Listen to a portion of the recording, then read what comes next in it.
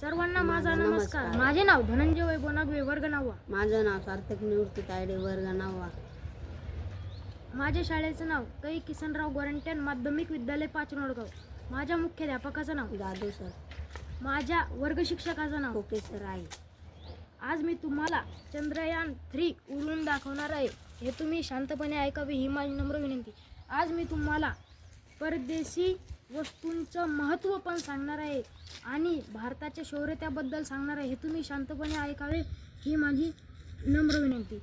आजच्या युगात आपण परदेशी मालाला जास्त प्राधान्य देतो. म्हणजे ते कसं त्यांचा जास्त वापर करतो, त्यांना सर्वश्रेष्ठ मानतो.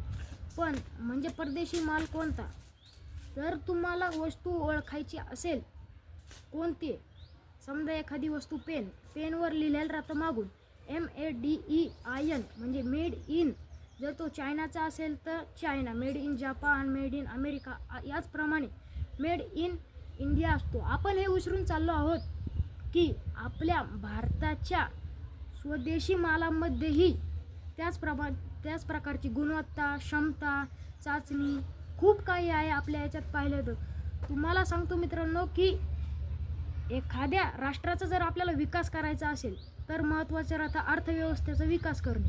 तर वस्तूचा जर विकास झाला, म्हणजे जर उदाहरणार्थ चायनाने स्मार्ट वॉच बनवली, त्या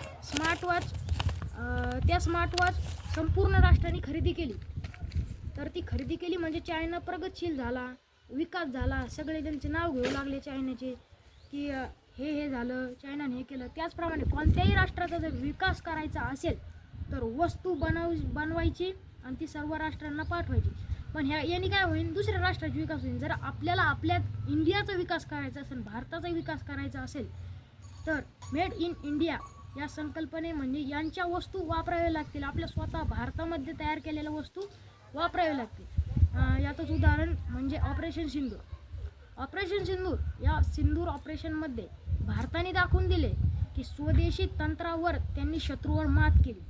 आपल्या वैज्ञानिकांनी दाखवून दिले की भारत हा जगाला हरवण्याची क्षमताच होतो, ताकद होतो, असं आपल्या वैज्ञानिकांनी दाखवून दिले. आपल्यालाही आपल्या देशाची प्रगती व्हावीशी वाटत असेल तर माझ्यासारखे असे प्रयोग बनवून आणा. जितके जास्त प्रयोग तितकी जास्त प्रगती. आणि तुम्हाला महत्त्वाची सूचना सांगतो, मेड इन इंडियाच्या वस्तू खरेदी करा.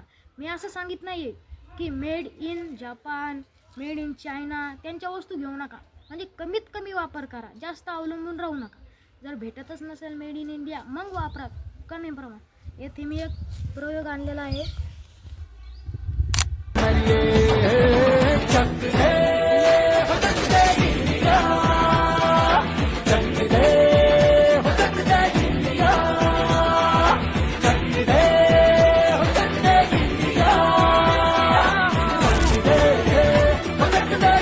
चंद्रयान 3 सारख्या तुम्ही पण अनेक गोष्टी घेऊन या, बनवून आणा. यामुळे आपल्या देशाचा विकास होईल, देशाची प्रगती होईल. तर चला बनवूया भारताला विकसित, सर्व राष्ट्रांमधून मजबूत व बळकट देश.